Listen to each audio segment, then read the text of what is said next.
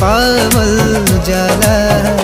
लख जोरे जमाना चाहे करे के हुमाना, साथ बचपन के कबो न छूट पाई रे यारवा। सांस भर टूटी न यारी टूट पाई रे यारवा। सांस भर टूटी न यारी टूट पाई।